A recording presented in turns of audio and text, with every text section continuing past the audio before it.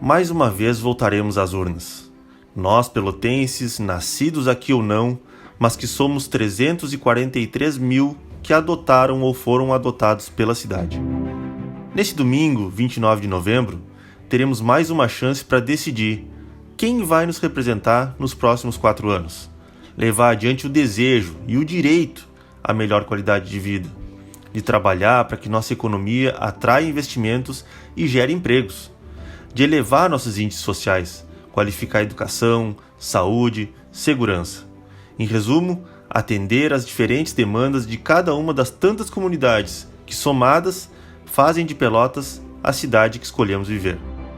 Temos hoje aqui 2 candidaturas à prefeitura, 2 propostas para a cidade que buscam sair vencedoras das urnas no domingo. Mas de fato não são elas que devem ganhar, é você, eleitor.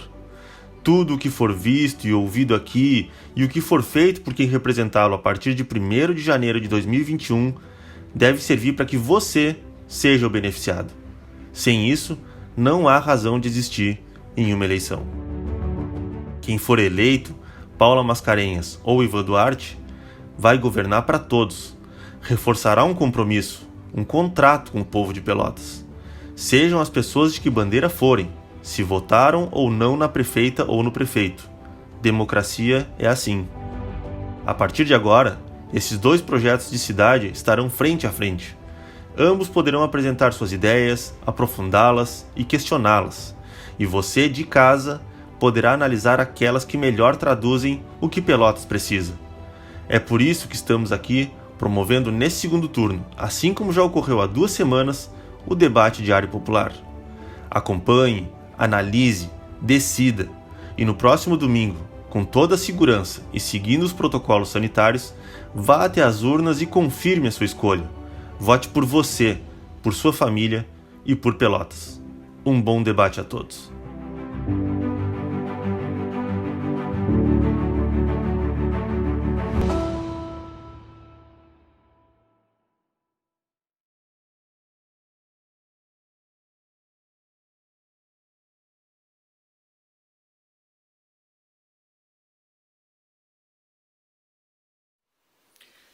Olá, boa noite.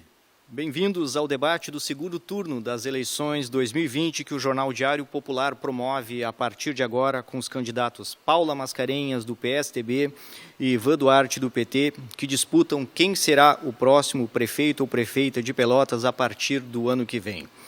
Esse debate está sendo transmitido pelas redes sociais do Diário Popular e estamos ao vivo do Salão G2 Eventos, onde, em 5 blocos, vocês terão a oportunidade de ouvir as ideias, os projetos de cada um deles, através de uma proposta montada para valorizar a conversa entre os candidatos. O encontro de hoje à noite terá 5 blocos, o primeiro e o último de uma conversa direta do Ivan e da Paula com vocês, de apresentação e após despedida, e os blocos 2, 3 e 4 de diálogo entre eles, com temas livres e um assunto apresentado pelo Diário Popular. Teremos ainda a participação do jornalista José Ricardo Castro, colunista do Espeto Corrido, que ao final desses blocos, 2, 3 e 4, fará a sua análise e lançará uma pergunta ainda a cada um deles sobre aquilo que comentaram.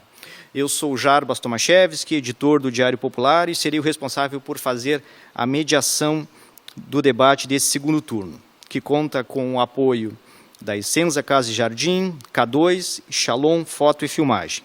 Também queremos agradecer ao Salão G2 Eventos, onde esse debate é realizado. Vamos então dar início ao nosso encontro de hoje com a apresentação dos candidatos, que terão 2 minutos e meio para conversar com vocês que nos assistem. Eu vou fazer um sorteio rápido aqui para ver quem será o primeiro a se apresentar. Vamos ver aqui. Candidata Paula, a senhora tem 2 minutos e meio para fazer sua apresentação. Muito boa noite a todos que nos assistem. Boa noite a toda a equipe do Diário Popular, que organiza esse evento. Boa noite ao vereador Ivan Duarte, meu oponente nesse pleito. Nós estamos aí há poucos dias da eleição, de uma eleição muito importante, porque a gente vai escolher os caminhos para a nossa cidade nos próximos 4 anos. E os caminhos, depois de um ano absolutamente atípico, um ano de crise sanitária muito grave no mundo inteiro, um ano em que nós fomos atingidos por um vírus desconhecido e que tivemos que tomar atitudes graves, com impactos econômicos, sociais, psicológicos, e precisamos olhar para o futuro com esperança e ter força para reerguermos a nossa cidade e construirmos juntos esse caminho para um futuro melhor. Os efeitos da pandemia ainda se fazem sentir, nós ainda estamos enfrentando esse momento e precisamos estar mais juntos do que nunca. A escolha desse domingo também passa por aí, por decidir quem vai estar na liderança da cidade, definindo os rumos, junto com toda a população, pelos próximos anos, enfrentando esse desafio da retomada econômica e também do apoio aos vulneráveis que ficaram ainda mais fragilizados com essa crise. É disso que se trata, é de olhar para o futuro. A gente fez um governo que investiu muito na cidade, o maior investimento dos anos mais recentes da cidade, investimos em políticas de infraestrutura, em políticas sociais, em saneamento básico, investimos mais de 70% de tudo que foi investido foi nos bairros e quase 30% no centro da cidade. A gente mudou a vida de muita gente, mas sabe que essas melhorias não chegaram ainda para todas as famílias, não chegaram em todos os locais da cidade. E queremos dar continuidade ao nosso projeto, ao nosso ritmo de governo, para que essas melhorias possam chegar a todos e possam nos unir cada vez mais rumo a um futuro melhor para toda a sociedade pelotense. Obrigado, candidata Paula. Candidato Ivan Duarte, o senhor tem 2 minutos e meio. Então, boa noite a todos que nos assistem, nos ouvem. Boa noite, o Jarbas, em nome do Diário Popular. Obrigado por essa oportunidade. Boa noite, Paula, prefeita e candidata à reeleição. Essa eleição, ela pode marcar uma grande mudança em nossa cidade. Faz 16 anos que um mesmo grupo político, né, domina o cenário político local, governa Pelotas, né, e a gente, com 11 partidos no primeiro turno, conseguimos chegar, então, ao segundo turno para enfrentar a situação. Né, esse grupo de vários partidos, de vários momentos em que, inclusive, se beneficiaram muito dos governos Lula e Dilma, né, e a gente fez uma campanha, com todas essas diferenças, né, uma campanha limpa, uma campanha sem agressão, sem nenhum desvio para aqueles debates de caráter, de ataques pessoais. Nós demarcamos nossos projetos, marcamos claramente as nossas propostas no nosso programa de governo, né, e agora, no segundo turno, é outra eleição. Né, se no primeiro turno nós fizemos uma diferença grande em relação à nossa adversária, há que se dizer que dos 241 mil votos de Pelotas, apenas 33% aprovaram o atual governo. 67% ou não votaram, ou votaram nulo, ou votaram branco, ou votaram na oposição. Né? Então, é um outro processo, é uma outra eleição. A gente vai continuar com o debate limpo, debate de ideias, e tomara que esse debate contribua bastante para a gente marcar as diferenças. Nós não estamos aqui para ver o caráter individual, pessoal, deste candidato ou daquela candidata, e sim o que eles podem apresentar para a cidade, quais são os setores que eles querem beneficiar. Eu acho que a grande carência de Pelotas são os bairros e vilas que, na minha opinião, estão abandonados há 16 anos. E é isso que eu me proponho a inverter prioridades. Obrigado aos dois candidatos. Nós vamos então ao esse segundo momento, o bloco 2. Nesse bloco, com um tema livre, 20 minutos previsto de duração. O candidato sorteado, então, ele inicia a conversa e faz a pergunta. O tempo de resposta é livre, mas com o controle feito por mim para que ambos se expressem em igualdade. Eu também, ao longo da conversa, eu poderei fazer alguma provocação de outros temas, caso observe, dentro do tempo proposto, que o assunto já tenha se esgotado. Vamos a um sorteio, então, rápido aqui. O candidato, então, que inicia fazendo a pergunta. Candidata Paula, a senhora inicia fazendo a pergunta. Então, candidato Ivan, eu vou propor o tema da segurança pública.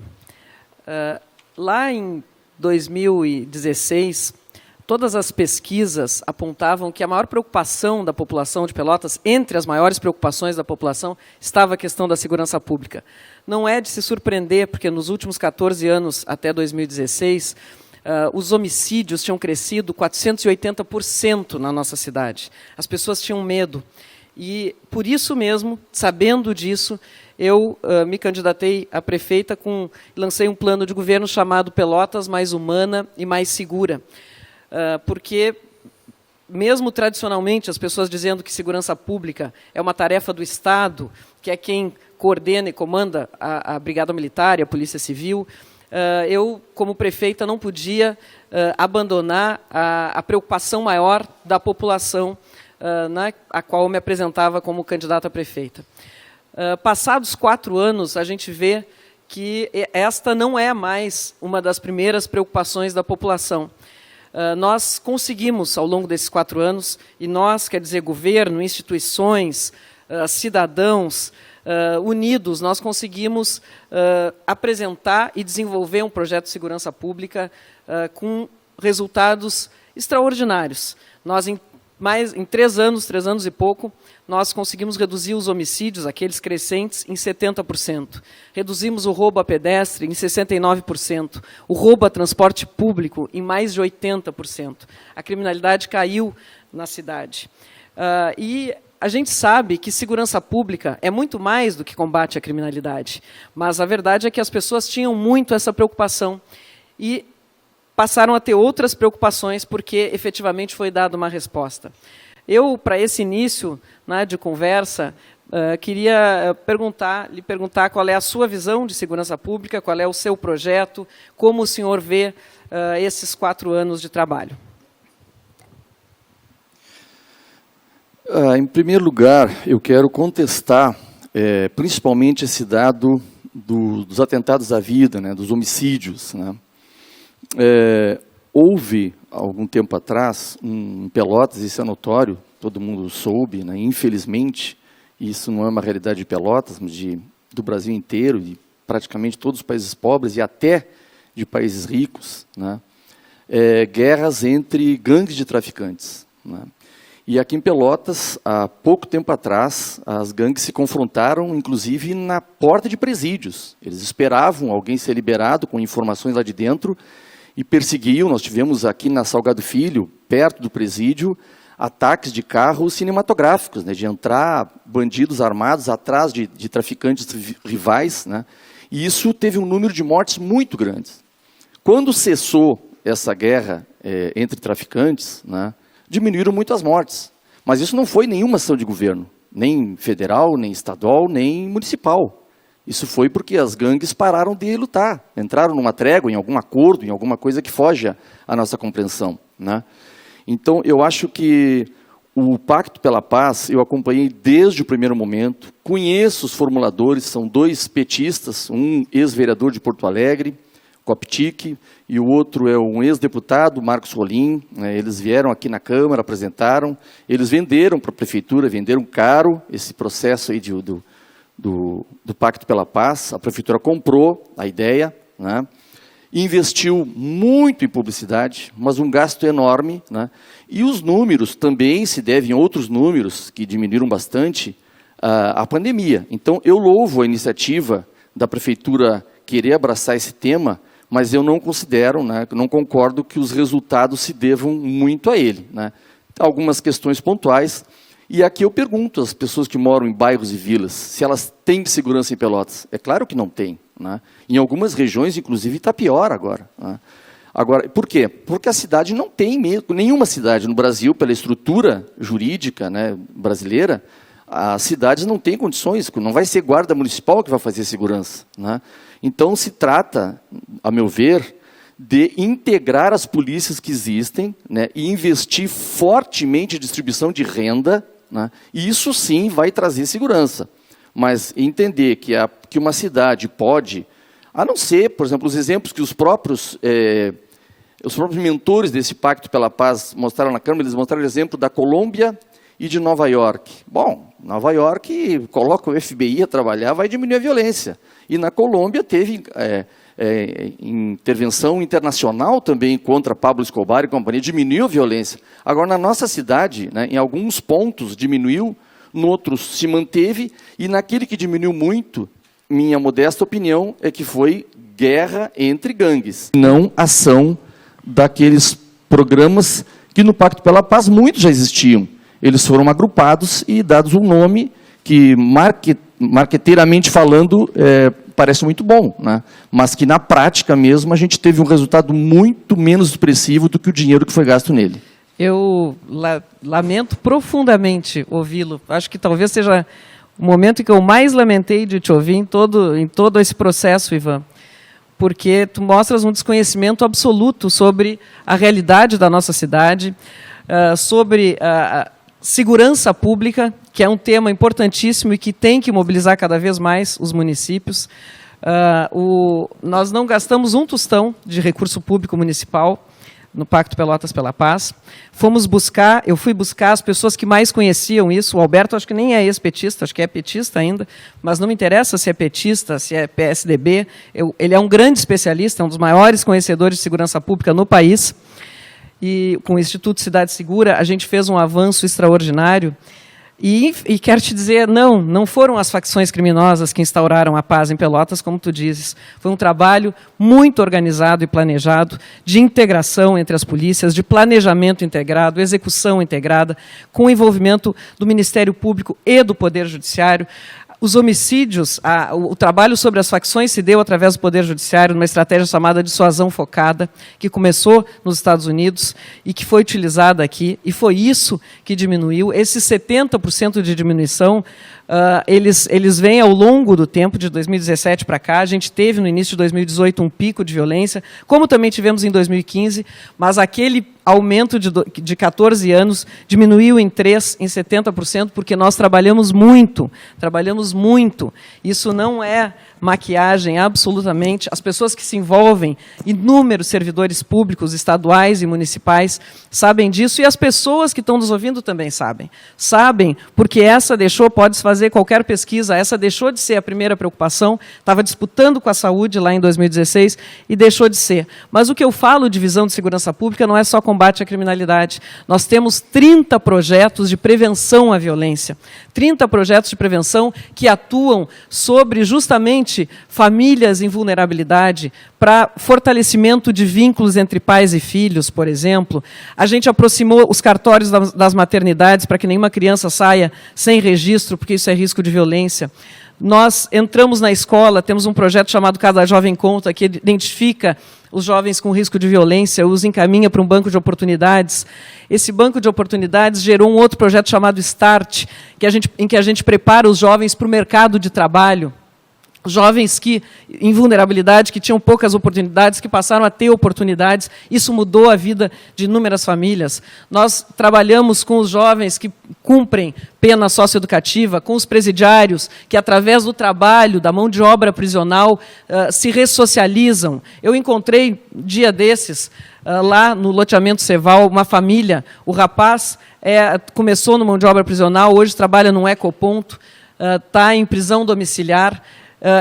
Estavam felizes porque ele está em casa com a família, com a mulher e o filho.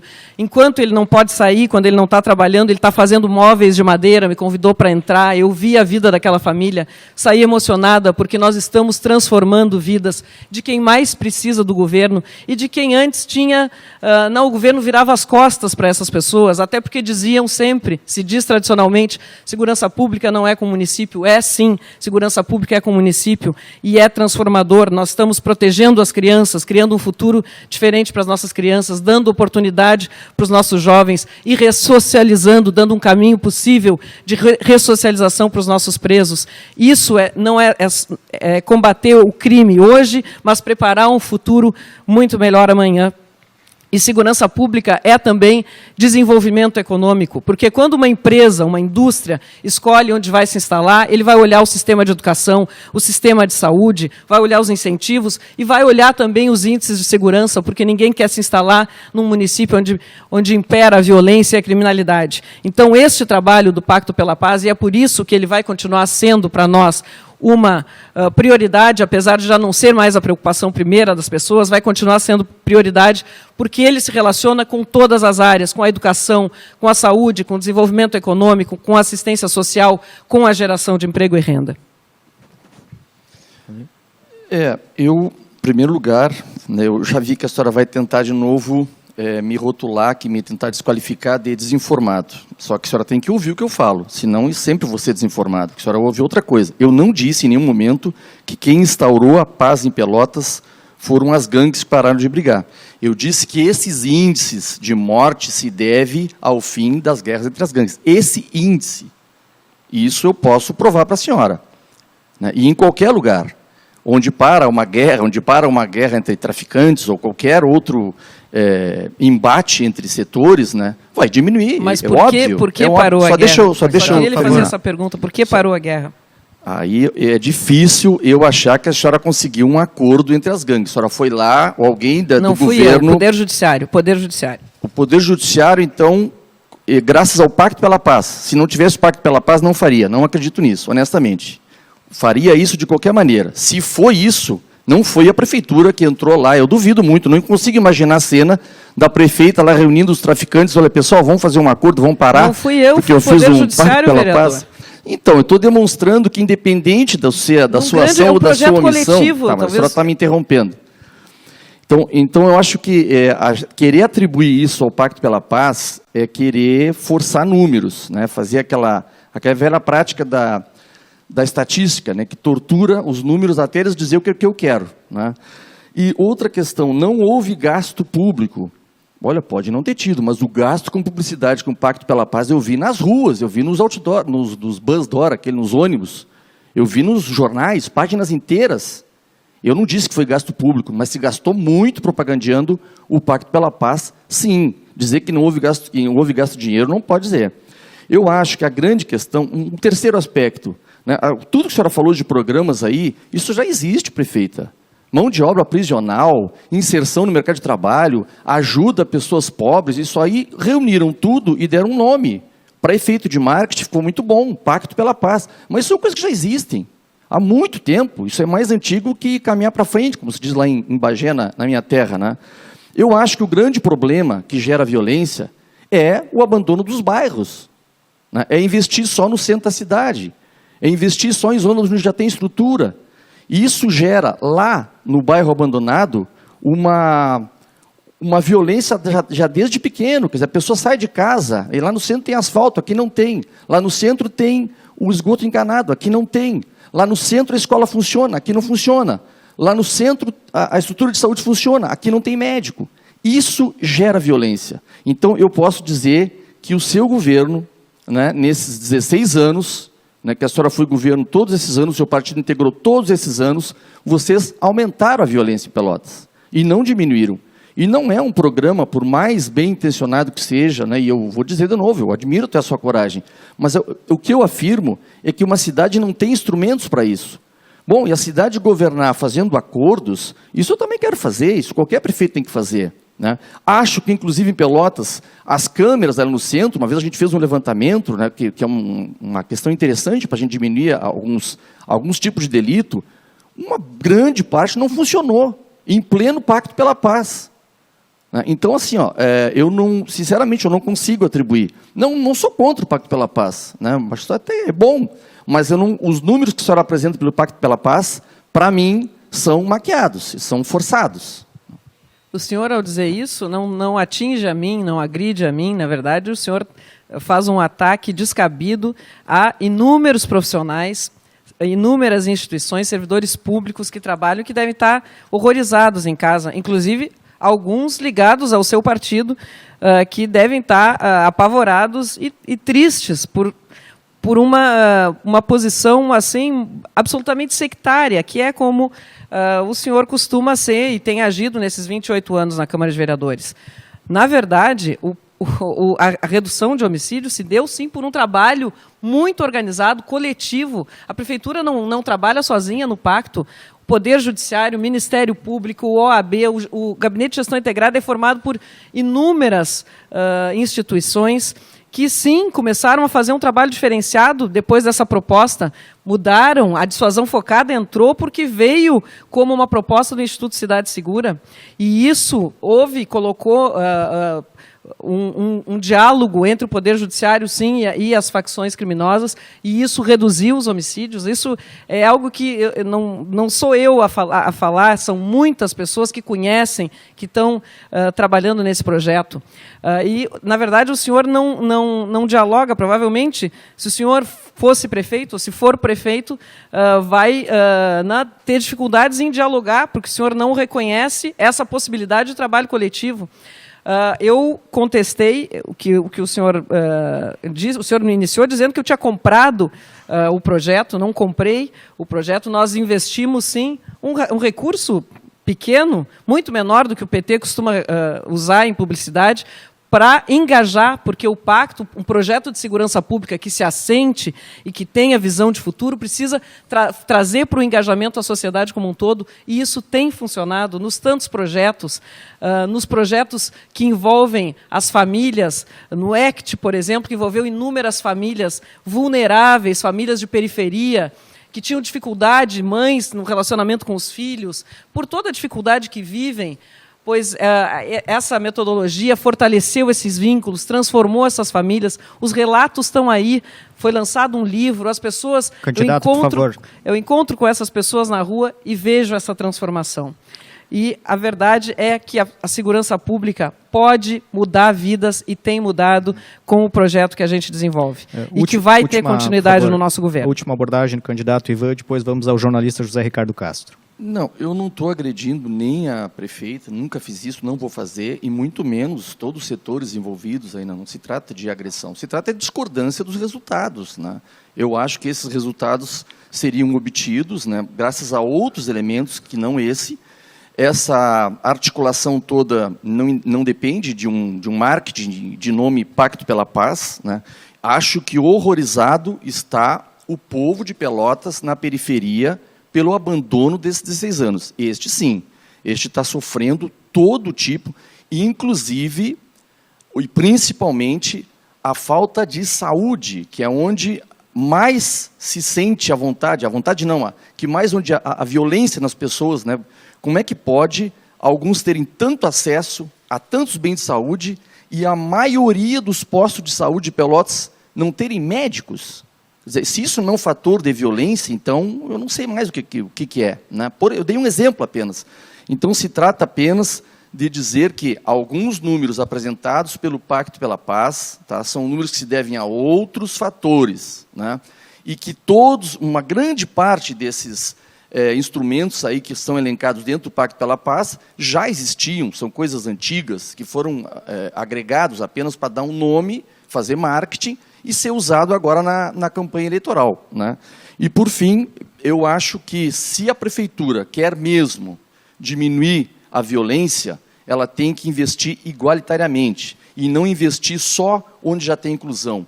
Isso, para mim, é o maior fator de violência que a gente pode experimentar em algumas cidades. Obrigado aos dois candidatos. Jornalista José Ricardo Castro, suas considerações sobre esse bloco e também fica à vontade para fazer uma pergunta para que cada um responda.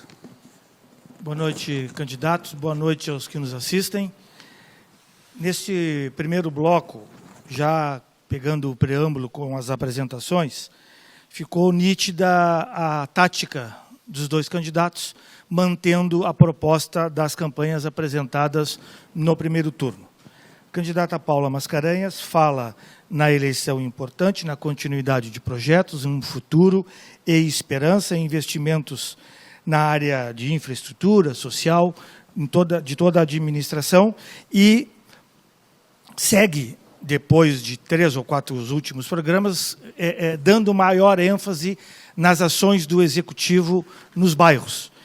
afirmando que 70% de projetos da administração hoje estão nos bairros, que é uma das fortes, talvez a principal crítica do seu opositor nesta eleição. O candidato Ivan Duarte fala em mudança em Pelotas e mantém o discurso das demais candidaturas dos 16 anos do mesmo grupo político dirigindo Pelotas. Ele fala que dos 241 mil eleitores, apenas 33% votaram na prefeita. Se o grupo que hoje, se a administração hoje Pelotas ela está calcada em 16 anos, então entendo que nesse grupo devem estar somados os cerca de 12% que o candidato Fetter Júnior recebeu, porque o candidato diz que fazem parte do mesmo grupo. Então, os 33% passariam para 45%. E ratificou também a questão da preferência do Executivo nos bairros e nas vilas. Ao propor o tema segurança pública, a prefeita enaltece as atividades, mas incorre num erro, na primeira manifestação, de não ter citado que estes índices foram conseguidos através das ações integradas, Brigada Militar, Polícia Civil, Ministério Público, Poder Judiciário, o que fez depois, durante o debate. E o candidato Ivan Duarte, ao se manifestar sobre essas questões, falando nas reduções, ele aponta a questão da compra por parte da Prefeitura de um projeto que acabou gerando o Pacto da Paz, Pacto pela Paz, mas não revela o valor. Se a Prefeitura comprou, tem que ter um valor. Quanto é que foi esse valor?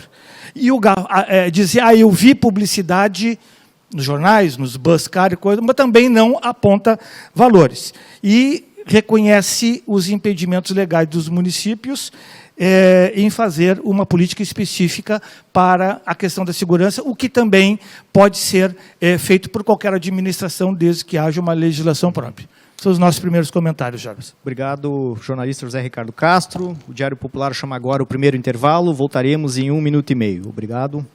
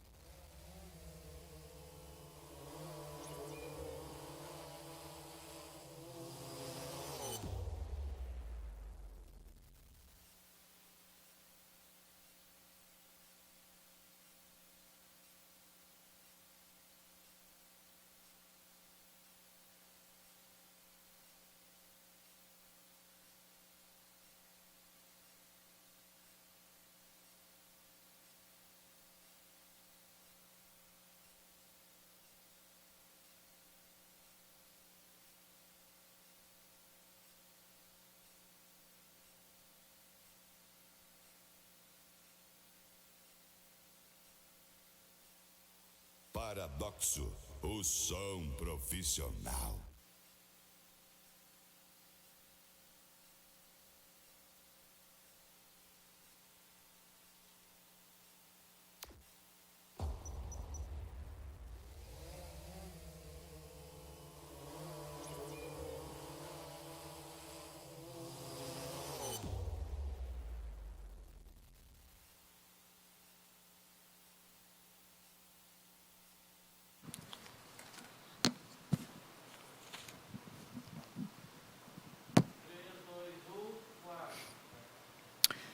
Retornamos ao debate, Jornal Diário Popular, segundo turno das eleições municipais 2020. O Jornal Diário Popular realiza esse debate com os candidatos Paula Mascarenhas, PSDB, candidato Ivan Duarte, do PT. Neste terceiro bloco, o Diário Popular irá apresentar um tema e fará uma pergunta aos dois candidatos. Mas antes eu quero fazer uma provocação, José Ricardo Castro. Na tua opinião, o que é mais difícil? Ser candidato à reeleição ou concorrer pela primeira vez? O que tu acha?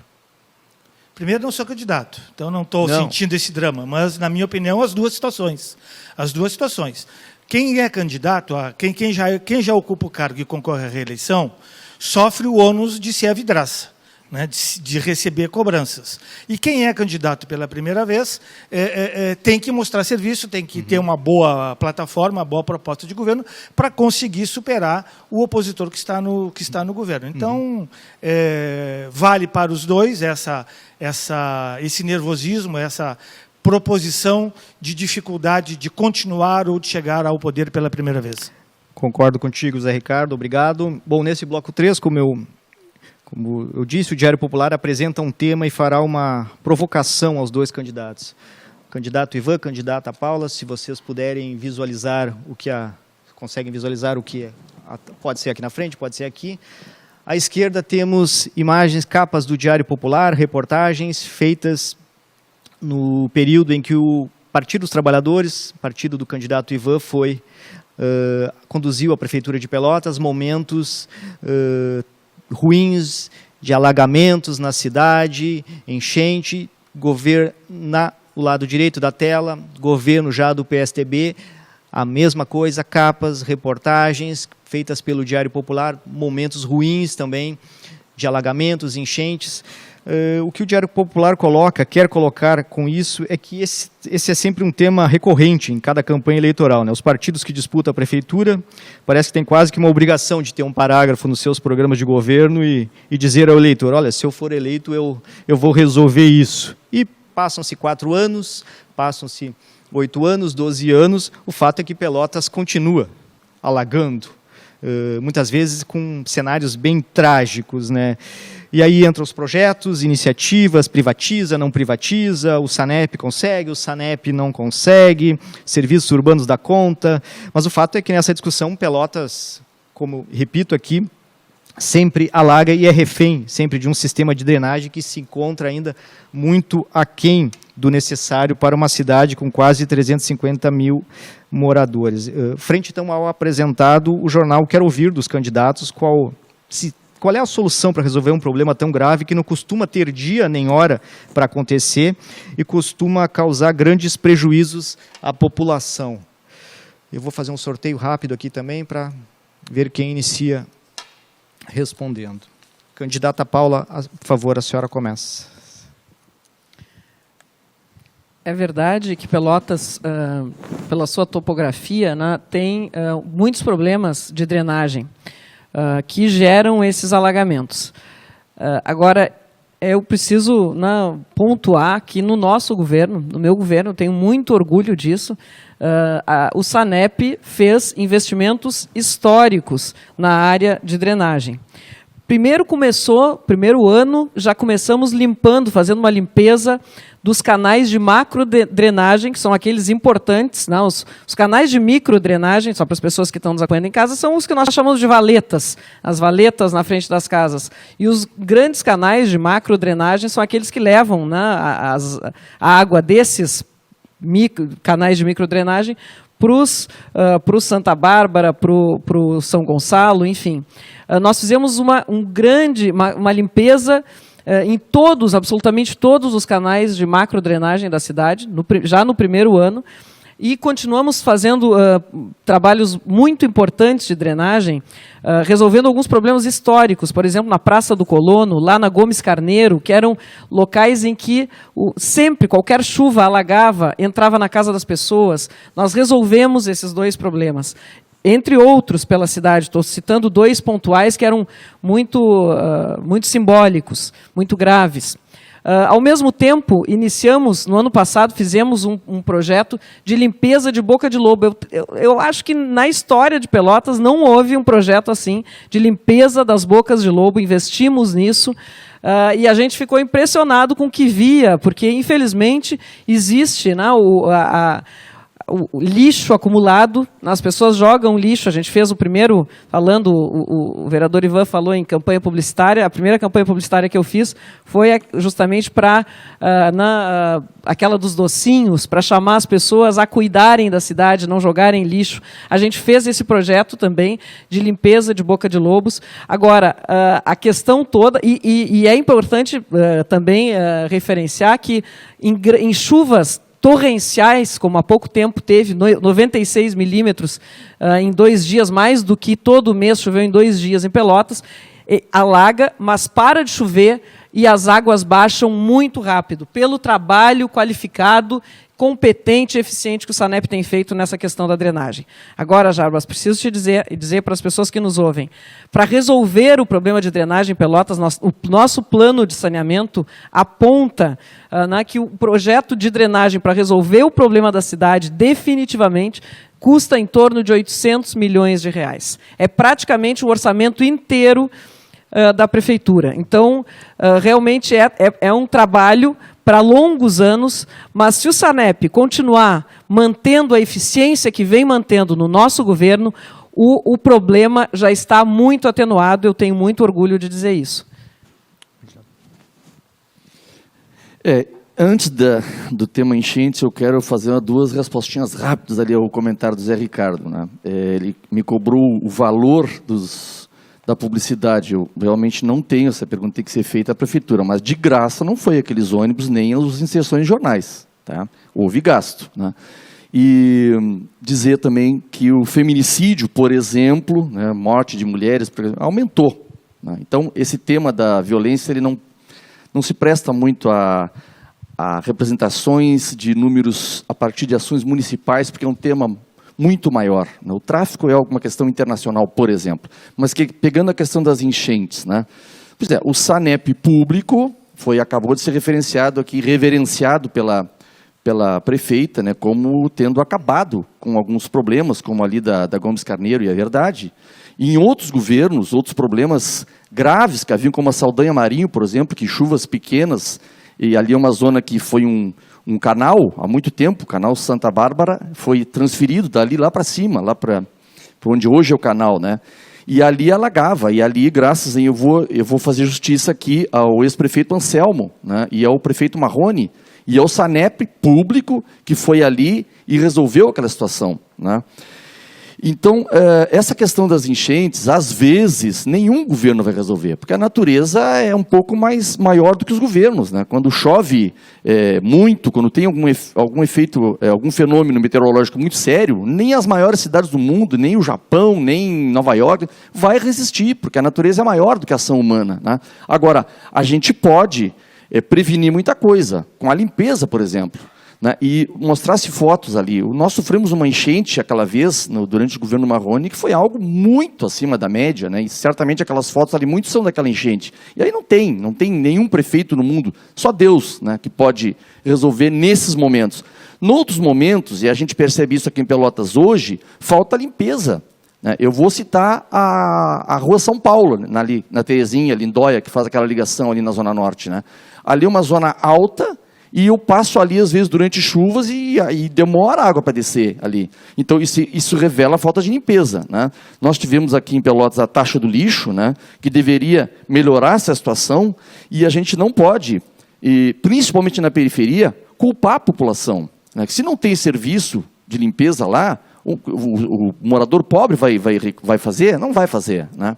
Embora muitas vezes a população realmente não contribua, mas a responsabilidade da limpeza é do prefeito, né?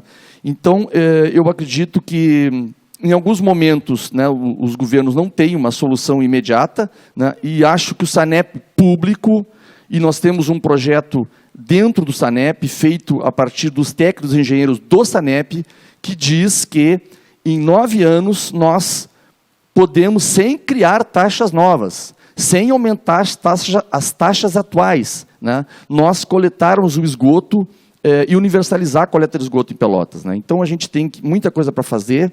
A minha proposta é que o SANEP não seja privatizado, não seja alvo dessas parcerias público-privadas, né, que, para mim, elas tem um desequilíbrio que sempre o privado ganha mais do que o público, e a gente tem que continuar o que o Sanep vem fazendo, né, que já demonstrou, não só no governo Anselmo, no governo Marrone, e nos 16 anos de governo, o Sanep tem sim condições de melhorar muito a situação da cidade sem PPPs ou sem privatização. Justamente a taxa do lixo é o que nos permitiu fazer investimentos históricos no Sanep. Só para vocês terem uma ideia, no governo Fetter, o Sanep investiu em torno de 4 milhões, no governo Eduardo, 7 milhões, no nosso governo, 49 milhões. E muitos desses investimentos foi em drenagem, porque além do que eu já referi, da limpeza dos canais, da limpeza das bocas de lobo, que são no centro da cidade, a gente limpando no centro da cidade, porque é onde as pessoas costumam jogar lixo, não estamos falando das periferias, que lá tem os canais de microdrenagem, é outro assunto. Além disso, desde a década de 60, não mexiam nas bombas. Nós adquirimos 12 bombas, reformamos 4 para as 9 casas de bombas de Pelotas. Investimos mais de R$1 milhão só nessa questão. A taxa do lixo veio e nos permitiu devolver em serviço para a população, não só na questão de drenagem, como em 100 quilômetros de rede de água. Terminamos com a falta d'água no Laranjal. Fizemos uma adutora que nem estava previsto no projeto da ETA São Gonçalo até a Zona Norte, que é o local onde tem problema de falta d'água e onde indústrias, empresas querem se instalar, loteamentos precisam, enfim, empreendedores querem fazer loteamentos e nós não podíamos autorizar porque faltava água, pois investimos 7 milhões levando uma adutora lá e agora vamos construir um reservatório permitindo que a gente possa, através dessa infraestrutura, atrair emprego, renda, empresas. Então, o Sanep é extremamente atuante no meu governo, eu tenho muito orgulho disso, as pessoas sabem, as pessoas que estão recebendo esse serviço sabem, e o maior investimento do Sanep foi justamente nos bairros da cidade, nas periferias, melhorando a qualidade de vida das pessoas. O meu Sanep também será público, não vamos privatizar. Na área do esgoto, nós estamos propondo uma parceria público-privada ou locação de ativos para que a gente possa terminar com a pior mazela sofrida pela população de Pelotas nas periferias, que é o esgoto a céu aberto. Sobre isso podemos falar. Eu não posso deixar de referenciar aqui uma frase do meu oponente, dizendo que o tráfico é um problema internacional. É verdade, nós não estamos trabalhando contra o tráfico, porque realmente isso é uma política que deve ser levada muito mais pelo governo federal. Nós fazemos a nossa parte, mas o que nós estamos fazendo ao tratar com as facções criminosas é protegendo vidas, as vidas dos jovens, jovens de periferia em geral, que são os que mais morrem pelo crime e pela violência. Eu percebi que o vereador Ivan não tem uma política de segurança pública, não tem um projeto de segurança pública. Ele fala sobre saúde, fala sobre educação, fala sobre bairros, na hora de falar sobre segurança pública, porque ele não tem um projeto para ser apresentado. E não é verdade que havia metodologias socioemocionais antes, não é verdade que os cartórios e as maternidades estavam próximos, não é verdade que tinha projeto contra a violência nas escolas, não é verdade que tinha trabalho de mão de obra prisional e não tinha trabalho de planejamento e execução integrada na cidade. Nada disso existia. Nós, junto com outras instituições e com muitos segmentos da sociedade pelotense e servidores públicos de carreira, é que fizemos isso, e eu espero que seja o governo que vier, mantenha esse projeto, porque ele salva vidas, e vidas de pessoas mais vulneráveis, que são aquelas mais atingidas pela violência.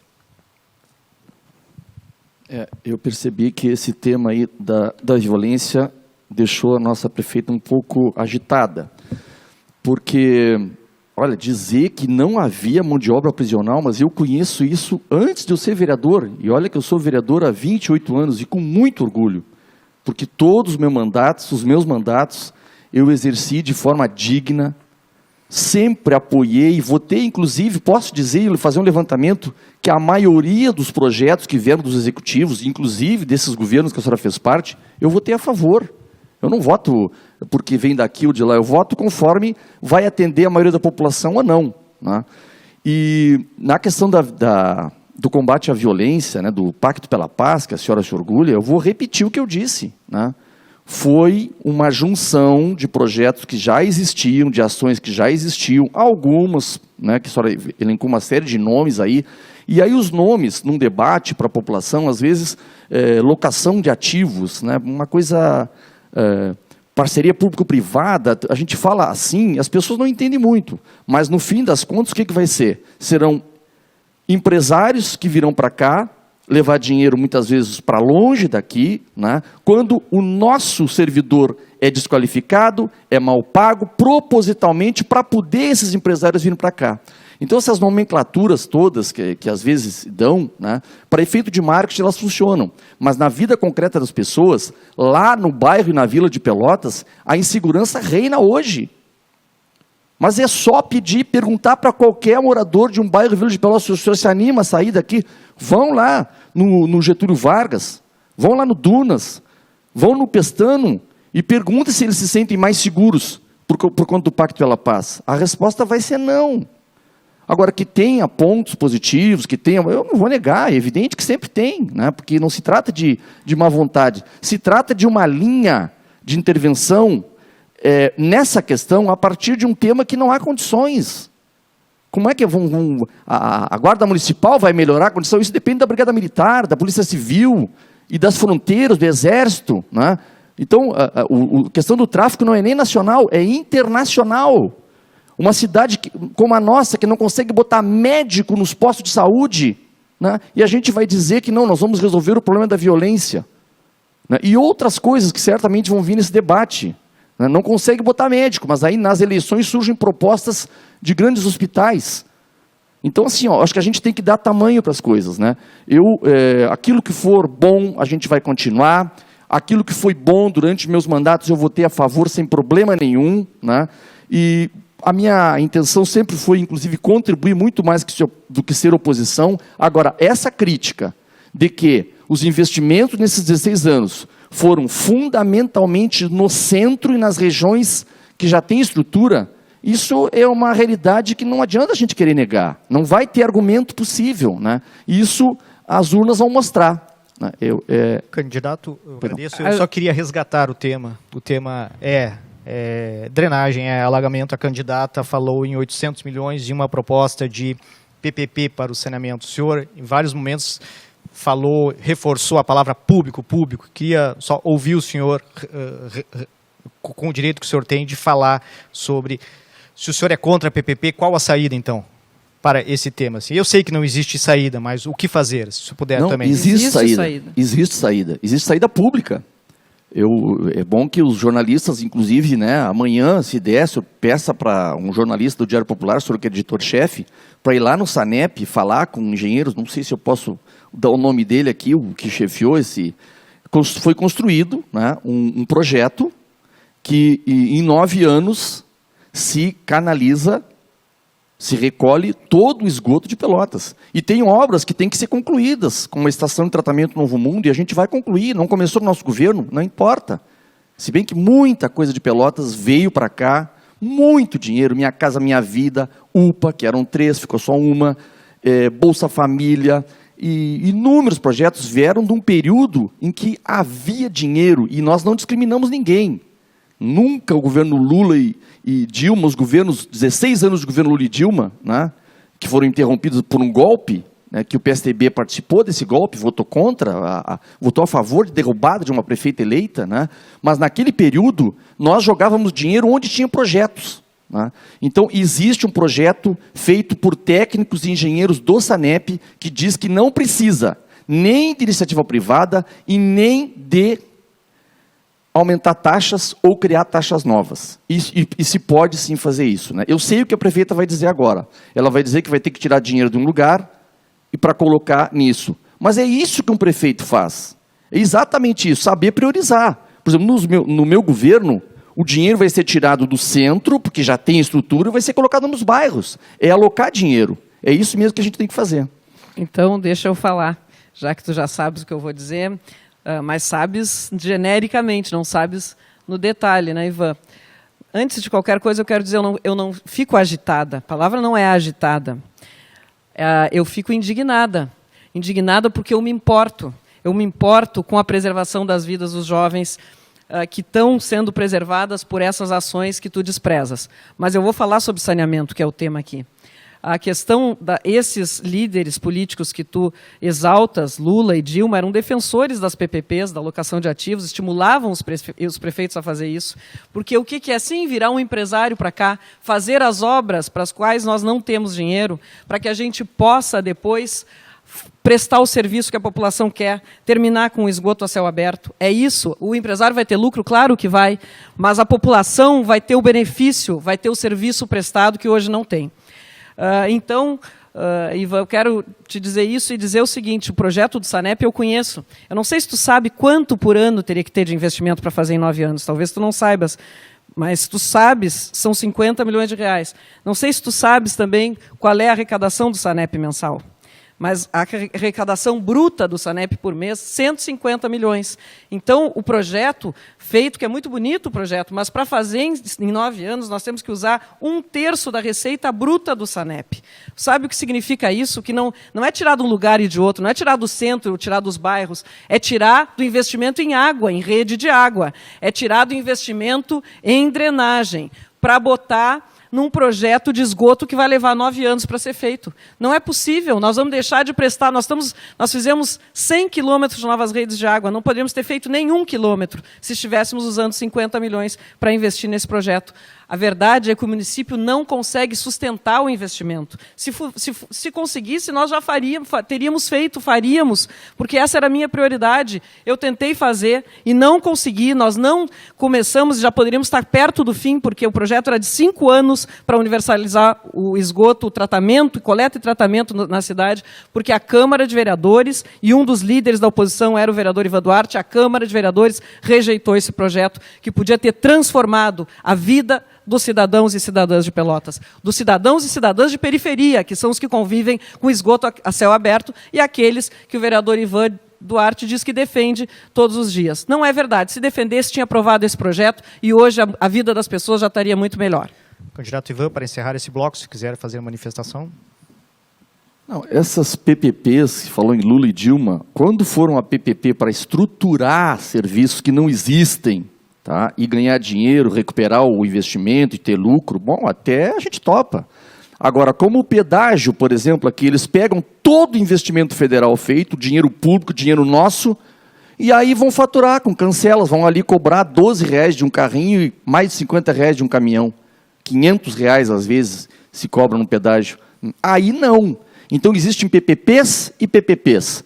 Existem parcerias que são públicas e privadas, e existem as parcerias que a senhora defende, que são privadas mais do que públicas. Né? Aí a gente não concorda mesmo. Então, não dá para colocar o termo PPP para cada um como se fosse a mesma coisa. Se vai construir algo e depois retirar o investimento e um lucro, tá bem, não existe o serviço. Agora, pegar serviço pronto e colocar dinheiro e depois cobrar em serviços contínuos que já existem, aí nós não aceitamos e não vai acontecer no nosso governo. Candidato, obrigado aos candidatos. Candidato, o jornalista José Ricardo Castro, o tema desse bloco foi alagamentos, drenagem. Eu acredito que em Pelotas não existe alguém que já não tenha sido, ou, digamos, vítima, ou não conheça alguém que já não tenha passado por esse problema. Né? É um problema, como eu disse no começo, na verdade ele não tem hora nem dia para acontecer. Né? Acontece muitas vezes torrencialmente, a gente sabe que é difícil numa situação como essa, mas também em outras situações a gente vê muitos alagamentos pontuais. Né? E como eu também coloquei, né, é sempre um tema recorrente de campanha. A situação é recorrente e preocupante. Entra governo e sai governo e o problema não é resolvido. Há muitos anos atrás, o governo federal tinha o Departamento Nacional de Obras e Saneamento, que era o grande órgão que fazia todos os investimentos em casas de bombas, drenagem, canais de escoamentos pelo país afora. As atuais casas de bombas que o município tem hoje, se não a totalidade, a maioria é oriunda do antigo DNOS.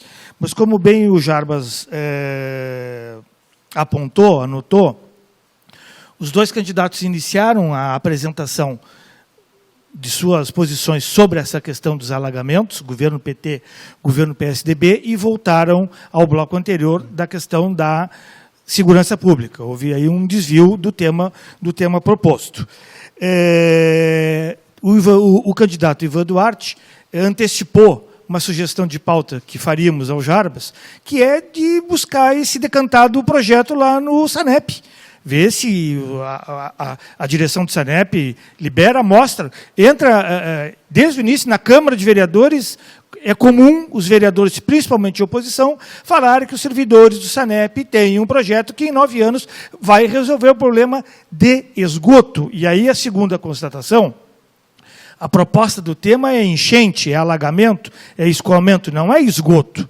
E posso estar errado, mas um projeto para universalizar o esgoto em 9 anos, ele não vai eliminar o escoamento de água de enchente. Eu creio ser um outro projeto para tal finalidade. Acho que não dá para misturar uma coisa com a outra.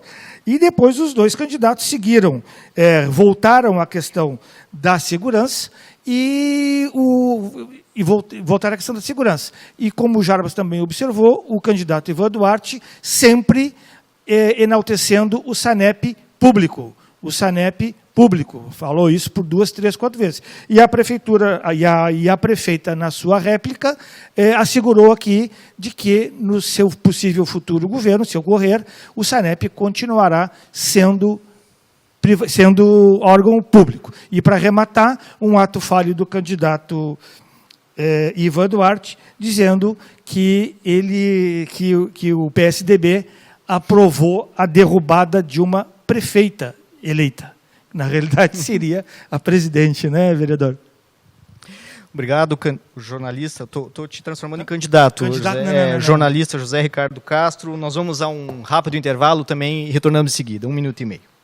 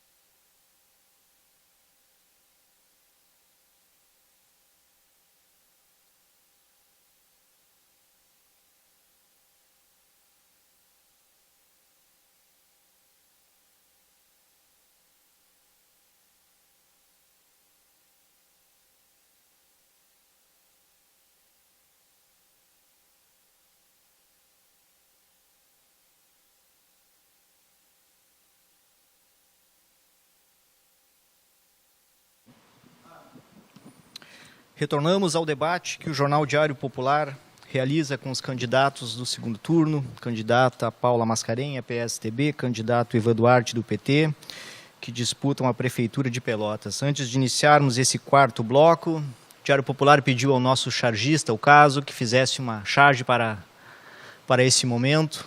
Ele fez uma brincadeira aí, Ivan Duarte, Paula Mascarenhas, naquela antiga dança das cadeiras, quando a música é a eleição, a hora que a música para, quem sentar primeiro vence. Na verdade, não será assim no domingo, né? Claro, quem vai decidir são os eleitores através do voto, mas essa metáfora dele ficou muito boa. Assim. Obrigado ao Caso pela colaboração. Gostou, Ivan? Gostou, Paula? Ficaram parecidos, né? Acho que ficou bom. Bom, nesse quarto bloco, a gente repete as regras do bloco 2 e o candidato Ivan agora é quem faz a pergunta. Ivan, por favor. Eu vou fazer uma pergunta.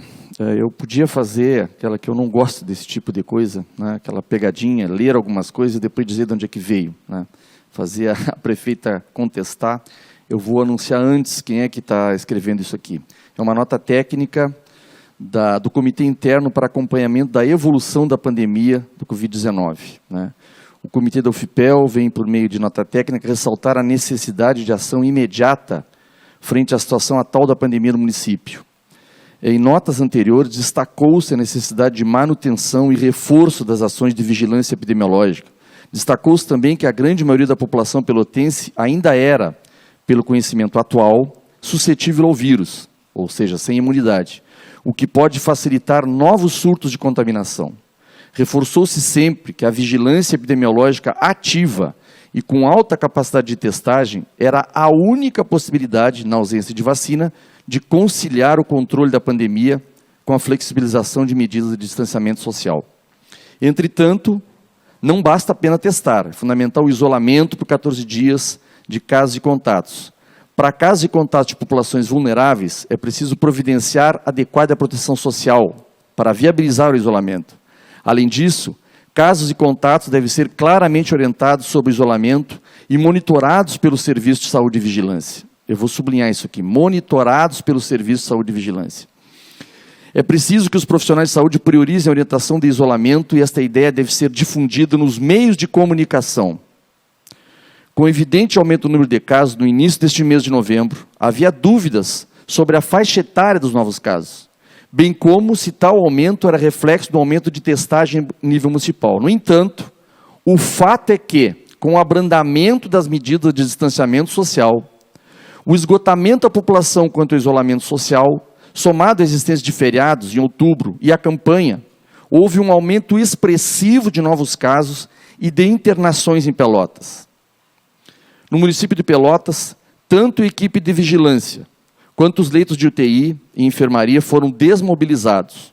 Os motivos da desmobilização dos leitos de UTI, por exemplo, foram explicados pela gestão em comunicação oficial e justificado pela necessidade de atendimento de outras demandas.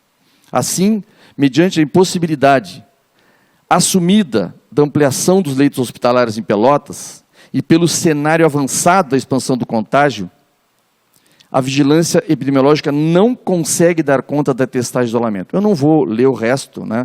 Mas aqui fica claro, e que não é eu que estou dizendo, tá? É a Universidade Federal de Pelotas, o Comitê Interno para Acompanhamento, que conta com um centro epidemiológico reconhecido internacionalmente, que faz críticas duras aqui à prefeita de Pelotas, a forma como foi conduzida, né? Principalmente o abrandamento das medidas de distanciamento, né? A ausência de difusão em meios de comunicação, o pouco investimento, né?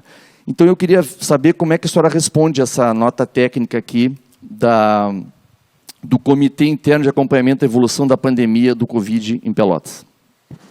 A população de Pelotas nos acompanhou durante todo esse ano no combate à pandemia de coronavírus. Viu a nossa atuação, participou, acompanhou os momentos de tensão, de tomada de decisão e percebeu também que no frigir dos ovos, né, quem tem que decidir, no final das contas, acaba sendo o gestor municipal, a prefeita, no caso. Cada cidadão pelotense tem a sua opinião sobre isso, o setor empresarial tem a sua opinião, as pessoas que dependem do trabalho para viver, que são autônomos, pessoas que vivem com salário mínimo, que dependem da sua atividade, têm uma opinião. Os cientistas têm uma opinião, a universidade tem uma opinião, os médicos têm a sua opinião. Eu procurei ouvir a todos, desde o início da pandemia. Criamos um comitê de enfrentamento ao coronavírus, onde todos os segmentos possíveis fazem parte, o Conselho de Saúde, a OAB, os hospitais todos, o setor empresarial em minoria, e, na verdade, a gente vem debatendo todas essas ações, todos os decretos neste comitê. O comitê interno da UFPEL, ao longo desse ano, emitiu algumas notas eu sempre li com a maior atenção, a última emitiu hoje, não, curiosamente, sem nenhuma manifestação no comitê, onde a UFPEL faz parte, no nosso comitê interno, sem nenhuma manifestação oficial, lançou este comunicado, enfim, eu respeito, não discordo, não acho que em Pelotas tenha havido um abrandamento um abrandamento sem consequências e que seja o responsável pelo que nós estamos vivendo. Se assim fosse, Pelotas seria um caso à parte e todo mundo está vendo, as pessoas estão em casa, estão acompanhando nos telejornais. No Brasil, em várias regiões está acontecendo isso. O Rio Grande do Sul, como um todo, está passando por esse crescimento de novo da curva. A nossa vigilância epidemiológica faz esse monitoramento, acompanha os casos de pessoas suspeitas que depois são confirmadas, não faz o rastreamento, que eu lhe disse que é só naquele período de mitigação. Nós já estamos no período de há muito tempo no período de contágio comunitário. Mas o monitoramento faz, e por isso mesmo nós sabemos que a população é mais jovem, essa agora infectada, e por isso mesmo nós sabemos que essas pessoas têm frequentado festas noturnas, porque elas, nessa entrevista, têm dito isso, e por isso mesmo nós, na semana passada, editamos um decreto restringindo as atividades noturnas, fechando restaurantes e bares às 23 horas, com encerramento total do serviço às 24, restringindo todas as áreas de lazer, de clubes esportivos, só permitindo áreas de esporte, mas churrasqueiras e tudo isso sendo fechado, e tendo intensificado fortemente a nossa fiscalização, que vem atuando sem parar, trabalhando todos os finais de semana, Guarda Municipal, agentes de trânsito, Brigada Militar, Polícia Civil, Corpo de Bombeiros, sem parar durante esses mais de 8 meses, mas intensificamos nessa semana, com um esforço muito grande,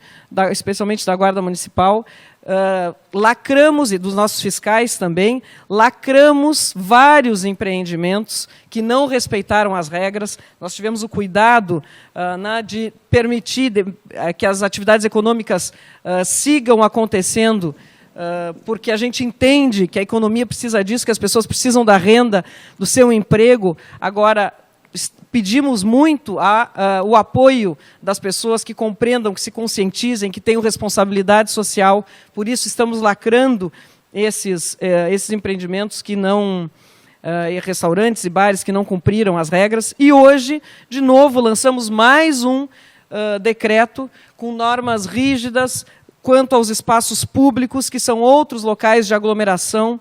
Infelizmente, contra tudo que a gente pensa, que a cidade tem que ser um local de encontro, a gente qualificou espaços públicos, mas hoje restringimos de novo, proibindo a permanência das pessoas nesses locais.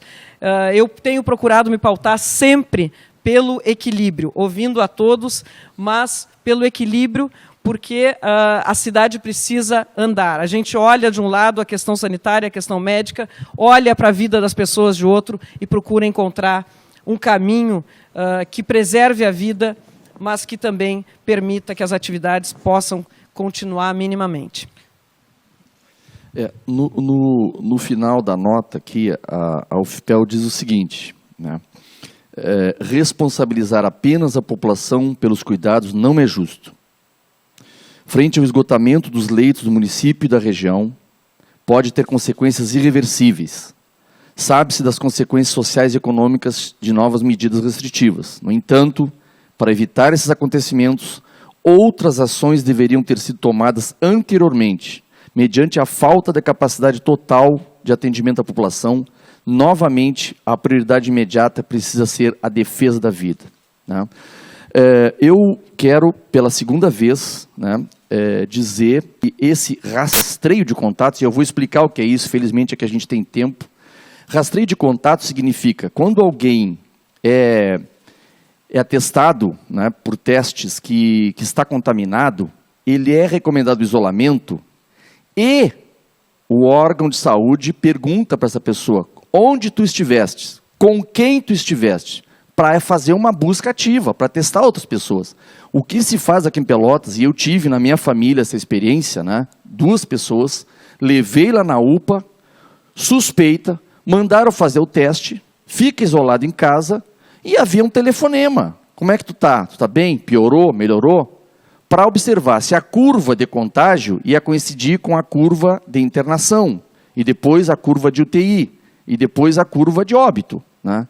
Agora, se não houver, onde houve esse rastreamento, e aí, me desculpa, prefeita, mas depois que a senhora disse no último debate que só acontece quando o vírus é comunitário, eu telefonei para vários médicos para saber. Nenhum deles concorda com a senhora. Nenhum deles. Não é a minha Todos disseram, não, com a sua afirmação, não estou dizendo que é a sua opinião, afirmação, o rastreio de contatos tem que ser feito sempre. A suspeita, isola e vão atrás de onde ele esteve, para ver se não vai, porque só tem uma saída, não tendo remédio e nem vacina, é perseguir o vírus, onde é que ele foi. Se tu tem o vírus, para quem tu passaste, vamos isolar esses também. Se não tem o rastreio de contatos, bom, tu está disseminando o vírus, não adianta, está permitindo isso, porque ele não pegou sozinho, certamente, ele veio de alguém, né? Então, busca ativa, testagem, né, rastreio de contatos, são críticas que a universidade faz à senhora, né? E aí eu quero dizer que eu evitei sempre entrar nesse debate. Pelo contrário, tenho aqui no meu celular, quando começou esse processo, eu mandei um WhatsApp para a senhora e disse o seguinte: quem sabe a gente pega ali o Colégio Pelotense, esvazia, põe merenda escolar, põe guarda municipal, para favorecer o isolamento. A senhora me respondeu. Depois apareceu um hospital de campanha, que não era hospital, nem de campanha nem hospital. Podia muito bem não ter gasto aquele 500 mil e ter usado o colégio ali bem pertinho, né? que não recebeu ninguém, felizmente. Né? Recebeu, mas sim. O hospital de campanha recebeu? Não. Não, o hospital de campanha Colégio Pelotense. Não, o Colégio Pelotense recebeu pouquinho. Eu fui lá, inclusive. Moradores de rua, Sim. que depois foram transferidos para um CRAS bem pequeno, portanto, era pequeno o número. Mas eu disse para a senhora, sugeri, tá? E a senhora não precisa acatar minha sugestão, evidente, mas para mostrar que a minha contribuição ela se dá, inclusive, nesse momento. Nunca fiz crítica nenhuma, porque eu sei a dificuldade que é enfrentar isso. Mas a prefeitura errou demais. Errou, e agora eu sou obrigado a lhe fazer uma outra pergunta. Tá? É uma pergunta provocativa, mas que eu devo fazer com todo respeito, né? E não quero aqui imputar à senhora coisas que não se deve imputar a ninguém numa situação dessas. Né? A gente tem que contribuir, colaborar, mas eu quero perguntar se a senhora não concorda, a senhora não vai concordar, é evidente, mas eu quero então me dirigir a outros, que a candidata Paula prevaleceu sobre a prefeita Paula. E a Universidade Federal é que diz isso, não é eu. Isso é uma acusação muito grave que o senhor faz. Eu acabei de lançar 2 decretos, nem sei que se tem algum município, certamente que está em segundo turno, certamente não houve nenhum prefeito que lançou decretos de restrição de atividades.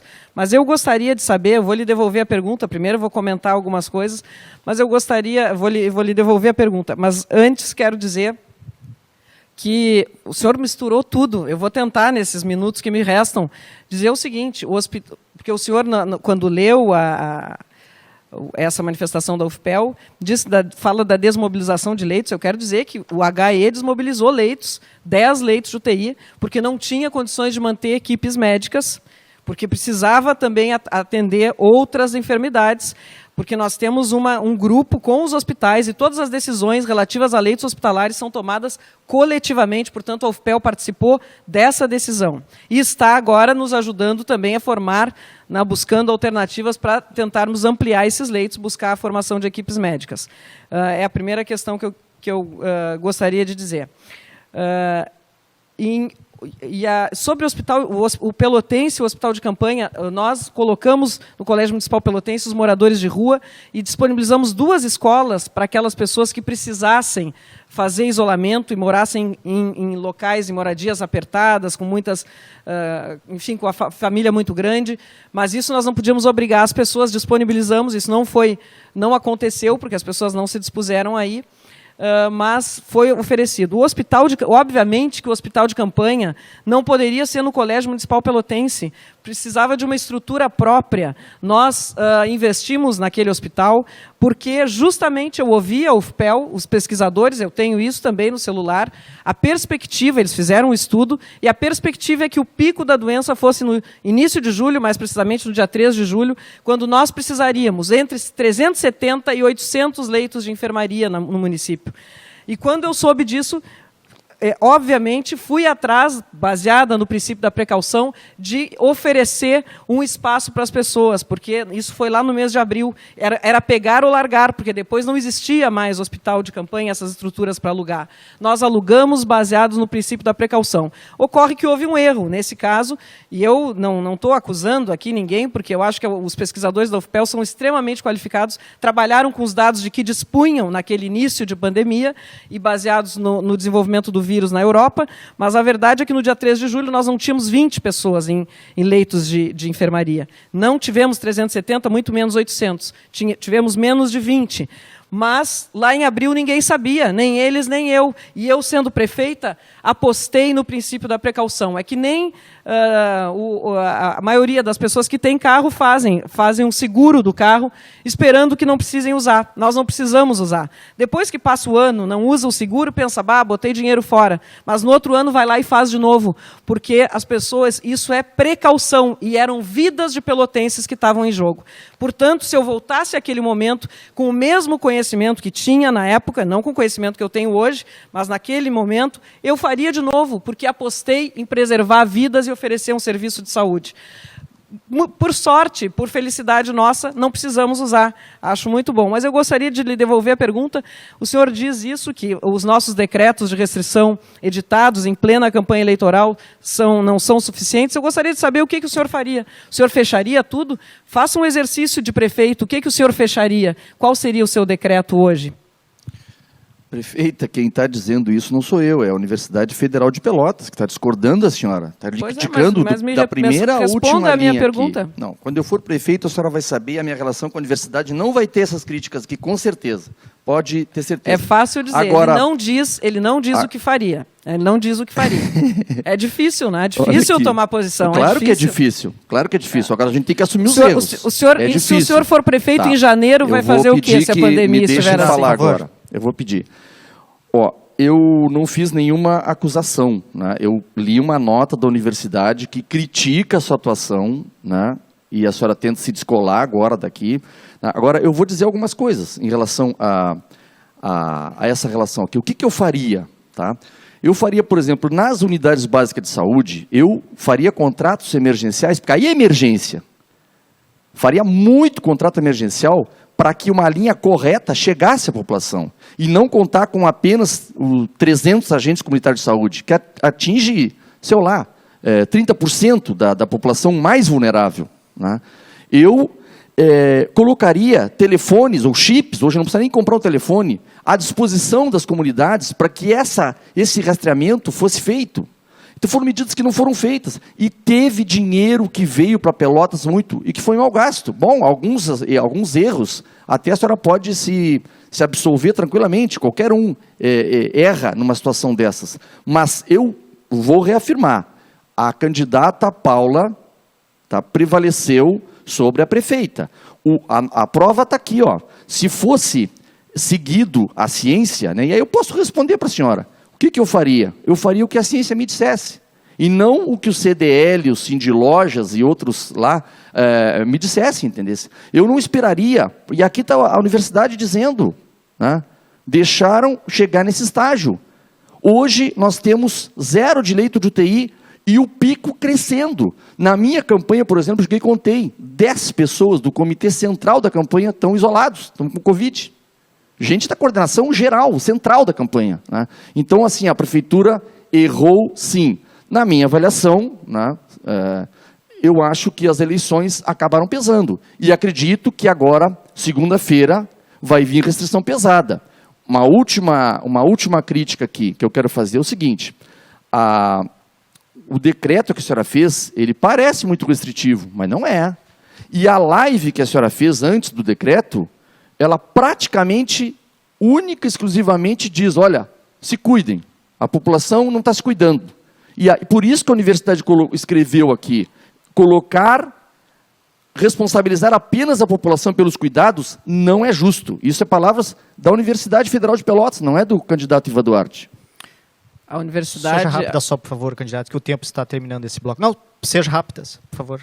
O que eu ia dizer é o seguinte, a universidade lançou várias dessas notas técnicas ao longo da pandemia, discordando de mim. Mesmo assim, a prefeitura, mesmo assim o município de Pelotas é um dos que menos tem óbitos dos municípios de mesmo porte, é um dos que mais testou, é um dos que a nossa rede básica de saúde foi convidada pela OMS para ser referência, está num projeto na América Latina pelo combate ao coronavírus.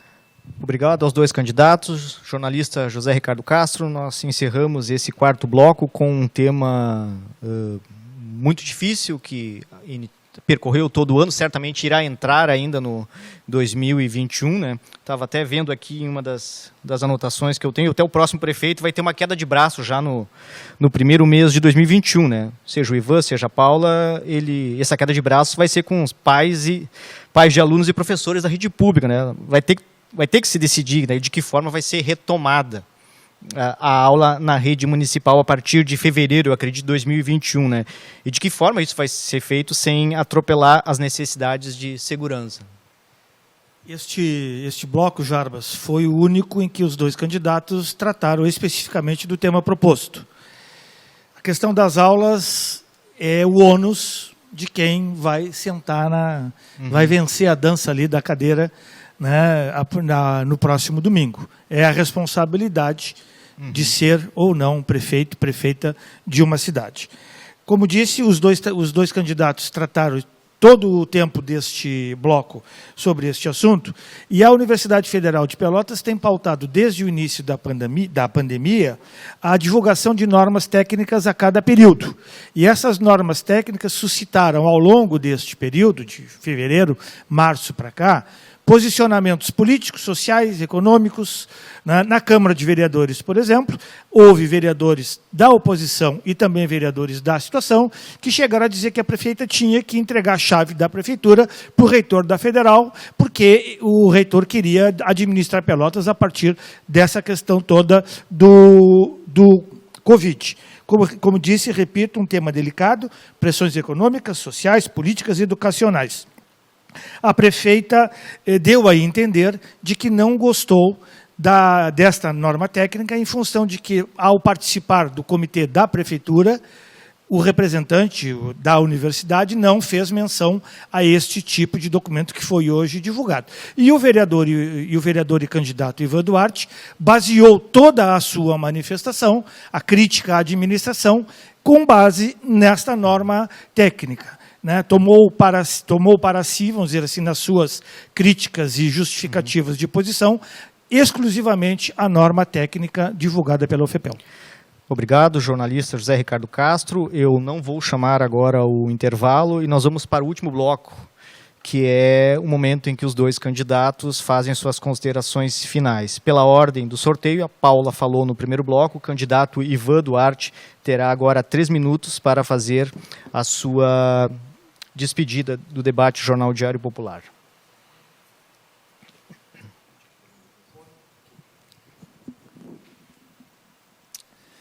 Então, quero agradecer ao Diário Popular por essa oportunidade, agradecer a minha oponente, né, a prefeita e candidata à reeleição, fazer 2 considerações aqui, num tom de reclamação.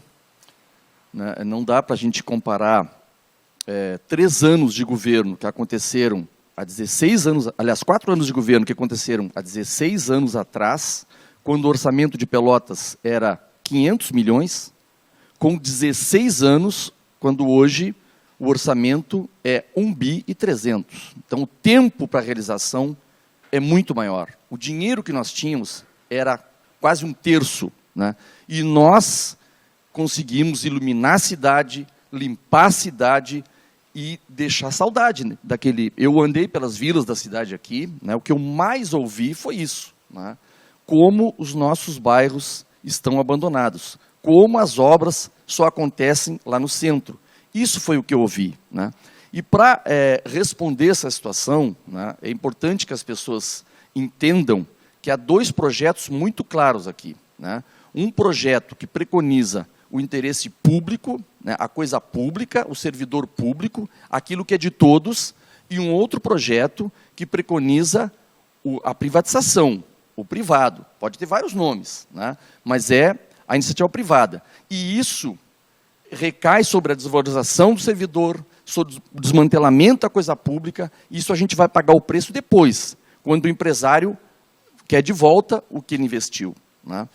Em relação a esse último bloco, a pandemia, né, acho que a gente tem que ter muita seriedade nisso. Eu evitei, durante todo esse tempo, vocês nunca ouviram de mim qualquer manifestação de explorar isso, né?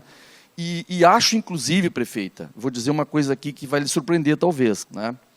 A senhora tentou me provocar para saber o que eu ia fazer, se eu ia restringir muito e tal, né? Eu vou lhe dizer uma coisa, eu tive muita vontade de lhe procurar agora, vendo essa situação de UTI lotada, de gente assim, teve uma pessoa que ficou internada na UPA 2 dias esperando que alguém fosse transferido, porque não tinha mais leito de UTI em Pelotas. Eu senti muita vontade, eu vou lhe procurar e vamos dar uma trégua. Nós dois juntos com a universidade vamos propor medidas, porque a vida está acima de eleição, a vida está acima de interesse econômico, a vida está acima de qualquer coisa. E é isso que vai me mover, o interesse público, a vida das pessoas, o cuidado com as pessoas. Viva a democracia, abaixo o fascismo que despreza a vida, que diz que a gripe foi uma gripezinha, que essa pandemia foi uma gripezinha. Não, é algo muito sério e a gente está aqui para tratar com essa seriedade. Boa noite a todos e vote 13. Obrigado, candidato Ivan Duarte. Candidata Paula Mascarenhas, a senhora tem 3 minutos.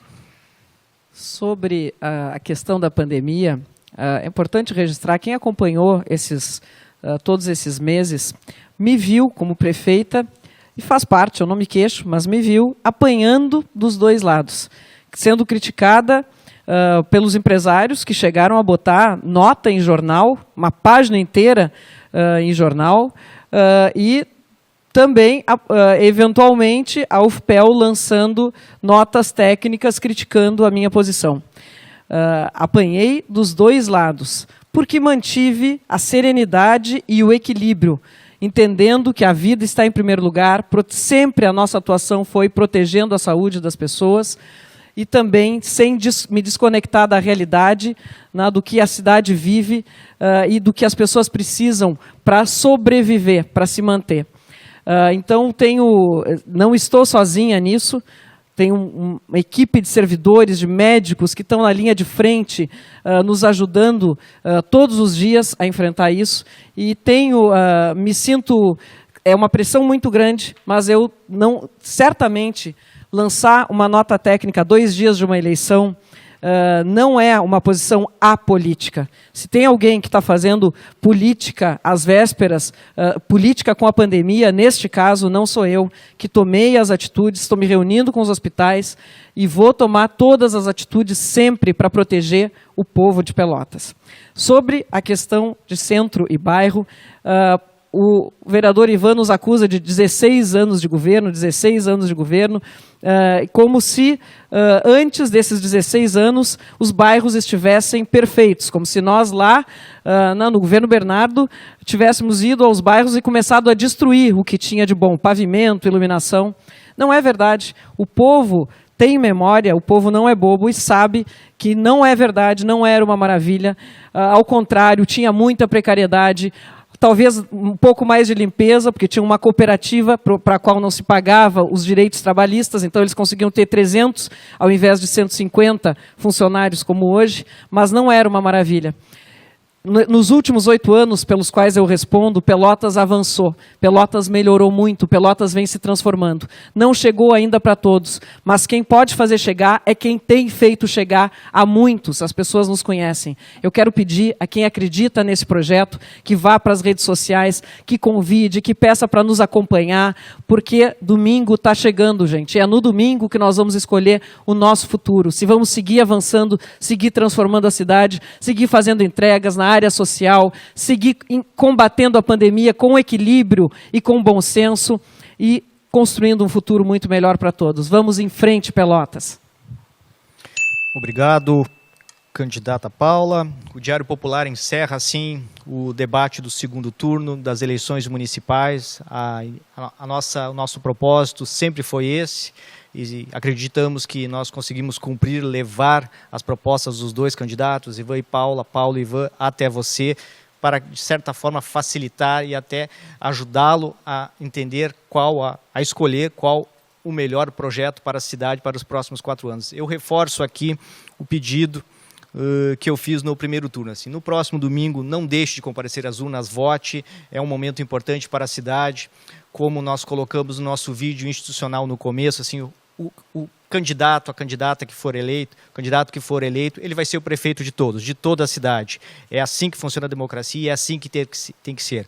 O Diário Popular agradece pela sua participação e deseja a todos uma ótima eleição. Uma boa noite.